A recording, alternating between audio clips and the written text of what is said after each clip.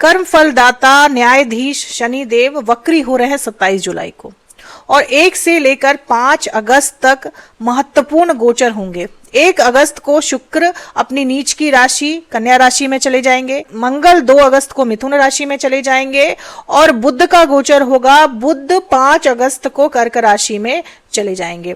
17 अगस्त को सूर्य का गोचर होगा और सूर्य अपनी ही राशि सिंह राशि में प्रवेश करेंगे 17 अगस्त को। अब मकर राशि के लिए शनि जो है वो राशि के स्वामी हैं। अगर आप मकर लग्न के हैं तो भी आप ये वीडियो देख सकते हैं, आपके लग्न के स्वामी शनि देव हैं। राशि के स्वामी ही वक्री हो जाए तो कहीं ना कहीं हेल्थ रिलेटेड इश्यूज जरूर होते हैं, और शनि आपके तीसरे भाव में बैठे हुए हैं।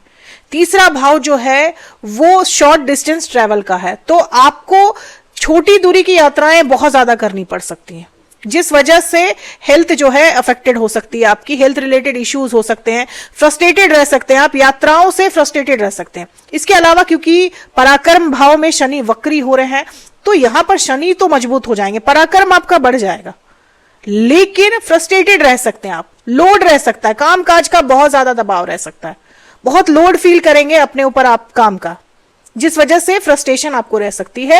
हेल्थ इश्यूज हो सकते हैं, माइग्रेन वगैरह हो सकता है, सरदर्द की शिकायत हो सकती है, बीपी बढ़ सकता है आपका, क्योंकि मंगल जो है वो 6ठे भाव में चले जाएंगे। मंगल 2 अगस्त को आपके 6ठे भाव में चले जाएंगे मिथुन राशि में, तो बीपी वगैरह की अगर आपको समस्या है तो बढ़ सकती है वो।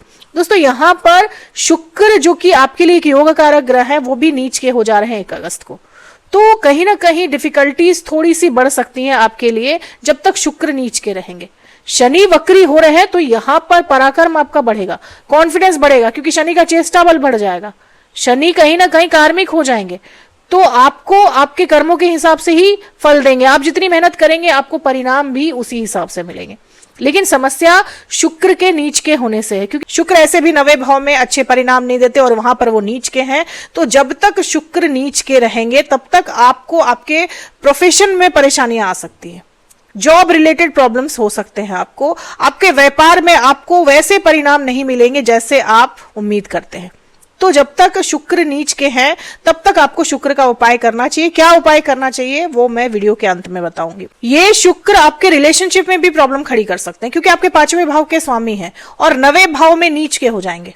आपके रिश्तों में कहीं ना कहीं डाउट क्रिएट करेंगे, आपके रिश्तों में दूरियां बढ़ सकती है, आपके रिश्तों में, आपके लव लाइफ में जो है वो डाउट्स बढ़ सकते हैं, कंफ्यूजन बढ़ सकती है, इल्यूजन बढ़ सकता है, यानी आप अच्छे को बुरा और बुरे को अच्छा समझ सकते हैं।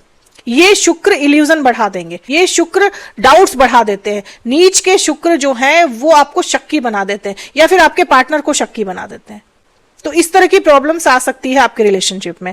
विद्यार्थियों के लिए भी अपनी शिक्षा पर फोकस करना इस वक्त थोड़ा सा एक चैलेंज हो सकता है, क्योंकि 5वां भाव आपकी शिक्षा का भी होता है। तो विद्यार्थियों को इस वक्त फोकस करने में परेशानी हो सकती है, कंसंट्रेशन में परेशानी हो सकती है, लेकिन ये तभी तक है जब तक शुक्र यहाँ पर नीच के हैं। लेकिन यहाँ पर इन सभी परिस्थितियों को संभालने का काम करेंगे बुध देव। बुध कर्क राशि में चले जाएंगे 5 अगस्त को। बुध आपके भाग्य भाव के स्वामी हैं और भाग्य भाव के स्वामी केंद्र में रहेंगे तो परिस्थितियां संभाल लेंगे। बुध बहुत हद तक परिस्थितियों को संभालेंगे। भाग्य भाव के स्वामी केंद्र में रहेंगे और उनकी दृष्टि रहेगी आपके पहले भाव पर। आपको हेल्थ रिलेटेड भी जो प्रॉब्लम आएगी उसमें फास्ट रिकवरी आप देख सकते हैं 5 अगस्त के बाद, जैसे ही बुध की दृष्टि आपके पहले भाव पर पड़ेगी। उसी चीज बुध 7th हाउस में रहेंगे, तो जो लोग मार्केटिंग के काम में हैं, सेल्स के काम में हैं, यानी जो ऐसा काम करते हैं जहां पर आपको मार्केट से जुड़कर काम करना पड़ता है, लोगों से जुड़कर काम करना पड़ता है, वैसे काम में आपको लाभ मिलेगा। क्योंकि 7वां भाव जो होता है वो मार्केट का होता है, 7वां भाव पब्लिक का होता है। तो जो लोग पीआर में हैं, जो लोग मार्केटिंग के क्षेत्र में हैं, जो लोग सेल्स के क्षेत्र में हैं, उनके लिए ये बुध बहुत अच्छे रिजल्ट देंगे। बुध व्यापार के भी कारक हैं और आपके भाग्य भाव के स्वामी हैं, तो व्यापार को भी बहुत हद तक संभालेंगे। अब दोस्तों बुध आपके 7वें भाव में है, जीवन साथी के माध्यम से धन का लाभ हो सकता है।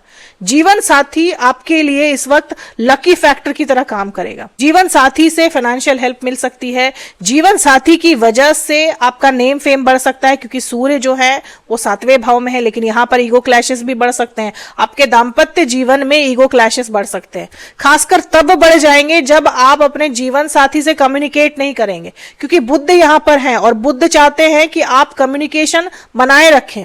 यानी अगर आपका स्पाउस आपसे बात करना चाहता है तो आप उनसे बातें कीजिए, तभी ये बुध आपको 7वें भाव में बैठकर आपके दाम्पत्य जीवन में अच्छे परिणाम देंगे। लेकिन अगर आप कम्युनिकेशन गैप रखेंगे, बातचीत नहीं करेंगे, तो फिर सूर्य यहां पर बैठे हुए हैं, ईगो क्लैशेस दे सकते हैं आपको। लेकिन सूर्य और बुध की युति बनी हुई है 7वें भाव में, और बृहस्पति भी यहां पर है, हालांकि अस्त हैं और 15 अगस्त तक अस्त रहेंगे। तो ऐसे में नेम फेम आपको जरूर मिलेगा। दोस्तों, मंगल आपके चौथे भाव के और आपके 11वें भाव के स्वामी है। चौथा भाव आपके सुख का होता है और 11वां भाव जो होता है वो आपकी आमदनी का, आय का होता है, और छठा भाव रोग ऋण और शत्रु का होता है। तो इन दोनों ही भाव के जो स्वामी हैं वो रोग ऋण और शत्रु भाव में चले जा रहे हैं। तो आपकी इनकम जो है वो रोग पर खर्च हो सकती है, डिस्प्यूट में खर्च हो सकती है। इसके अलावा आप कर्जे जो हैं वो ले सकते हैं अपने काम काज के लिए, या किसी महत्वपूर्ण कार्य के लिए आप कोई लोन ले सकते हैं। अगर लोन वगैरह के लिए आपने अप्लाई कर रखा था तो लोन पास हो सकता है, लोन क्लियर हो सकता है आपका। लेकिन बेफजूल के कर्जों से बचना है दोस्तों। छठे भाव में मंगल है और मिथुन राशि में है, तो फालतू की चीजों के लिए कर्जे ना लें इस वक्त, नहीं तो परेशानियां बढ़ सकती है आपकी। पारिवारिक संपत्ति को लेकर, पेरेंटल प्रॉपर्टीज को लेकर डिस्प्यूट बढ़ सकते हैं। ननिहाल पक्ष से या फिर मामा या मौसी वगैरह से आपके रिश्ते खराब हो सकते हैं, संबंध खराब हो सकते हैं, किसी वजह से उनसे डिस्प्यूट हो सकता है या फिर उनका सपोर्ट आपको नहीं मिल पाएगा। इस वक्त मकर राशि वाले लोगों को डिस्प्यूट से बचना है। मंगल छठे भाव में चले गए हैं, डिस्प्यूट से बचना। हालांकि ये मंगल कहीं ना कहीं शत्रुओं पर भारी पड़ते हैं, लेकिन आपके शत्रुओं को बढ़ा देते हैं। बेफजूल के पंगे झगड़े हो जाते हैं आपके लोगों के, यानी आप एकदम से शांत बैठे हुए हैं और अचानक ही कुछ ऐसी परिस्थिति बन जाती है कि आपका झगड़ा हो जाता है किसी से। आपको वाणी पर भी नियंत्रण रखना है। आप इस वक्त बेफजूल के झगड़े पंगे में पड़ेंगे तो नुकसान आप ही का होगा। अपनी वाणी पर संयम रखना है। आपको किसी से भी कुछ भी उल्टा सीधा बोलने से इस वक्त बचना है। जितना हो सके अपनी वाणी पर नियंत्रण रखिए, क्योंकि राहु आपके दूसरे भाव में है।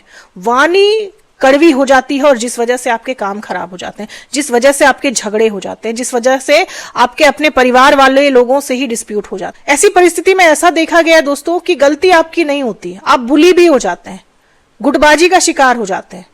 क्योंकि राहु दूसरे भाव में है तो परिवार के लोग ही गुटबाजी करके आपको कहीं ना कहीं परेशान करते हैं। और मंगल छठे भाव में चले गए हैं तो ऐसे में एग्रेशन बढ़ जाता है, और आप जब रेसिप्रोकेट करते हैं, आप जब जवाब देते हैं, तो कहीं ना कहीं आप ही पर इल्जाम आ जाता है कि आपने ही कुछ गलत किया है। तो इस वक्त जितना हो सके डिस्प्यूट से, पंगों से दूर रहने की कोशिश करें। अपने काम पे कंसंट्रेट करें, मेहनत करते रहें, क्योंकि शनि वक्री हैं। जितनी मेहनत आप करेंगे उतने ही अच्छे परिणाम आपको मिलेंगे। शनि आपके राशि के स्वामी, आपको खराब रिजल्ट दे ही नहीं सकते। जितना आप अपने काम के लिए मेहनत करेंगे, जितना ज्यादा अपने काम पर, अपने व्यापार पर फोकस करेंगे, आपको ये शनि उतने ही अच्छे रिजल्ट देंगे। शुक्र के उपाय के तौर पर आपको कनक धारा स्रोत का पाठ करना चाहिए शुक्रवार के दिन। और अगर शनि की वजह से परेशानियां बढ़ जाती हैं आपकी लाइफ में, तो आप गरीबों की सेवा करें, अपंग लोगों की सेवा करें, अपंग लोगों को भोजन कराएं, उनकी सहायता करें। ऐसे भी दोस्तों जब शनि वक्री होते हैं और आप गरीबों की सहायता करते हैं तो आपके कार्मिक ऋण चुकते हैं, शनि प्रसन्न होते हैं, और ये वक्री शनि चाहे किसी भी अवस्था में हो आपको नुकसान नहीं पहुंचाते। इसके अलावा आप शनि चालीसा का पाठ भी कर सकते हैं, शनिवार के दिन कर सकते हैं आप, या फिर मंगलवार के दिन भी कर सकते हैं, या दोनों दिन आप कर सकते हैं। तो ये थी अगस्त के महीने की मेरी एनालिसिस मकर राशि वाले लोगों के लिए। उम्मीद करती हूँ कि वीडियो से आप लोगों को काफी क्लैरिटी और काफी हेल्प मिली होगी। अगर वीडियो से हेल्प मिली हो तो चैनल को सब्सक्राइब करें, लाइक करें, शेयर करें, कमेंट करें और बेल आइकन जरूर दबा दें दोस्तों। तब तक के लिए जय माता दी, जय श्री राम।